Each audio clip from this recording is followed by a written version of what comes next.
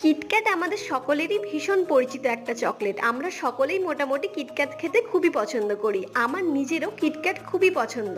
আর আজকে আমি নিজের প্রিয় সেই চকলেটটাকে বানানোর সুযোগ পেয়েছি কেকের আকারে। কাস্টমার যে রেফারেন্স পিকচারটা দিয়েছিল সেখানে পুরো কেকটাই ফন্ডেন্ট দিয়ে কভার ছিল, কিন্তু আমি চেষ্টা করেছি পুরো কেকটা ফন্ডেন্ট দিয়ে না করে চকলেটের যে বারগুলো সেগুলো ক্রিম দিয়ে আইসিং করার। সেই কারণে আমার অনেকটা বেশি সময় লেগেছে কেকটা ডেকোরেশন করতে।